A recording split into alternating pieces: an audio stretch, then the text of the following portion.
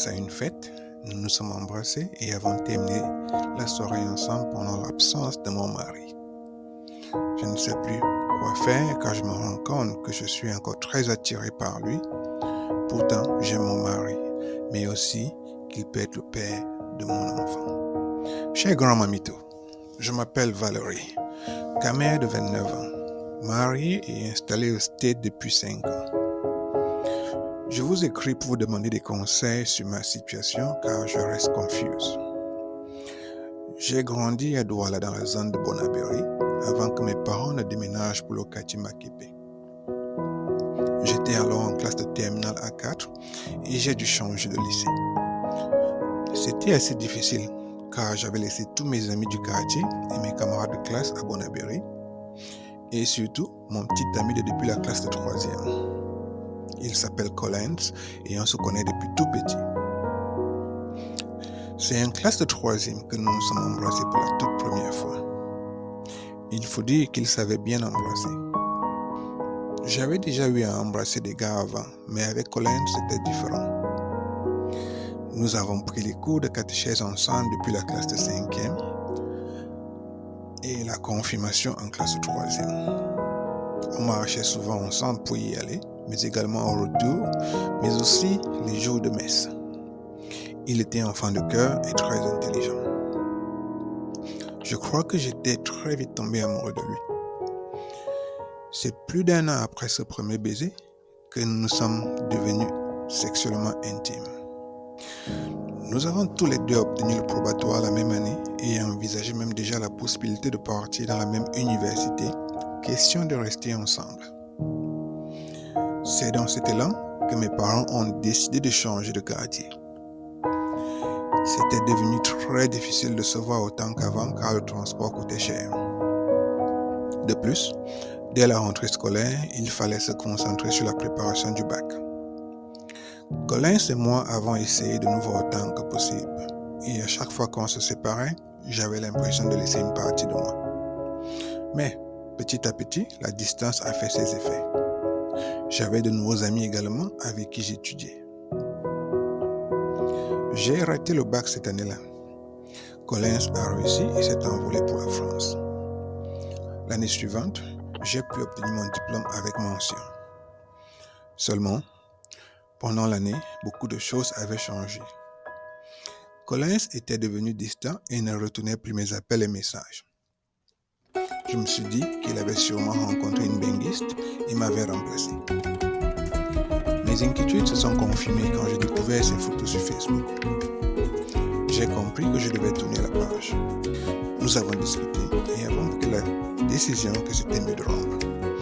C'est passé assez bien et nous avons décidé de rester et sommes toujours très bons amis. Pendant les vacances après mon bac, j'ai fait la rencontre de Gérard, mon mari. Il était venu visiter sa famille qui vivait à Maképé. Il vivait au States où il finissait ses études d'ingénieur en aviation civile. Très rapidement, le courant est passé et avant que je me rende compte, on parlait de mariage. Collins, mon ex, était devenu le passé, malgré le fait qu'occasionnellement on se parlait sur Facebook. Je lui ai même parlé de mon mariage et il semblait content pour moi. Après le mariage, j'ai décidé qu'il était préférable d'arrêter toute communication avec mon ex et donner la priorité à ma famille. 1 an après le mariage, je me suis envolé pour retrouver Gérard aux States. Une fois au States, je me suis inscrit en faculté de sciences de la communication car j'ai toujours rêvé d'être journaliste. Malgré le challenge linguistique et mon accent bien africain, je me suis frayé un chemin et été parmi les meilleurs. J'ai été accepté comme un interne dans certaines télévisions de la place. À la fin de mes études, j'ai obtenu un boulot assez bien payé. Mon mari aussi avait déjà fini et travaillait comme ingénieur pour une compagnie d'aviation. On a alors commencé à discuter du meilleur moment pour avoir notre premier enfant. Tout semblait parfait jusqu'à ce jour fatidique. Mon mari avait voyagé pour le pays pour gérer les travaux de construction de notre maison. Nous étions invités à l'anniversaire d'un couple d'amis et malgré son absence, je voulais quand même faire acte de présence. Imaginez mon choc d'y trouvé Collins, mon ex, bien installé sur le canapé. Il était également ami avec le couple après avoir fait leur connaissance en France. Il était arrivé au States pour 2 semaines de vacances. C'était une agréable surprise de le revoir après tout ce temps. Il était toujours célibataire et s'en sortait plutôt bien. Il envisageait également se chercher au States ou au Canada. On a commencé à bavarder comme au bon vieux temps, comme si on ne s'était jamais quitté. La connexion qu'on avait à l'époque était toujours présente. Le couple d'amis était même surpris de savoir qu'on se connaissait aussi bien. Je ne sais toujours pas comment c'est arrivé, mais ce soir-là, nous nous sommes embrassés. Je ne sais pas pourquoi, nous avons décidé de nous embrasser comme à l'époque, juste une seule fois. Le baiser a duré plus longtemps que je n'avais anticipé et c'était sur la bouche. Avant que je m'en rende compte, nos langues étaient enlacées l'une à l'autre. J'avais oublié à quel point il savait embrasser. C'est ainsi qu'après la fête, il a proposé de me raccompagner. Au moment de se séparer, il s'est penché et je me suis laissé aller car j'avais vraiment aimé l'embrasser après tout ce temps. Mon ex et moi avons fini par passer la nuit ensemble et c'était tout aussi bon que les fois précédentes. Ce n'est qu'une fois rentré chez moi que je me suis rendu compte de la situation dans laquelle je m'étais fourré. J'avais passé la nuit avec mon ex, en l'absence de mon mari, pourtant au pays pour nous. Le pire est que je n'ai pas arrêté de penser à mon ex malgré cela. J'ai commencé à me demander si j'avais encore des sentiments pour mon ex. Je me demandais aussi comment mon mari réagirait s'il apprenait que j'avais passé la soirée en compagnie de mon ex pendant son absence. Mon ex était encore là pour quelques jours et nous avons passé encore du temps ensemble. Mon ex est retourné en France. Quelques jours après son départ, mon mari était remonté au States. Dès que je l'ai aperçu à l'aéroport, tout souriant, le remords m'a tout de suite saisi. Je n'arrivais pas à croire que j'avais pu trahir son amour. Une fois à la maison, il a sorti les tenues africaines qu'il avait faites coudre au pays spécialement pour moi. Faire l'amour avec lui ce soir-là était différent. Je pouvais par moments ressentir la différence entre lui et mon ex. Le pire est que je n'ai pas arrêté de communiquer avec mon ex, même après son retour. Je n'ai pas non plus révélé ce qui s'était passé à mon mari. Je crois qu'il aurait été dévasté de découvrir que je l'avais trompé avec un autre et puis mon ex. J'avais aussi peur qu'il demanderait le divorce. Je me suis retrouvé dans cette situation avec mon mari que j'aime et sans qui la vie ne serait pas pareille. Et mon ex avec qui j'ai redécouvert des sensations que je croyais complètement enfouies. C'est dans cette confusion que j'ai découvert que j'étais enceinte. Malgré ma conviction que c'était l'enfant de mon mari, il y avait la possibilité que ce ne soit pas le cas. C'était arrivé pas longtemps après ces quelques jours de folie. Ma vie est devenue un cauchemar à ce moment, au lieu de ce moment de joie dont j'avais tant rêvé.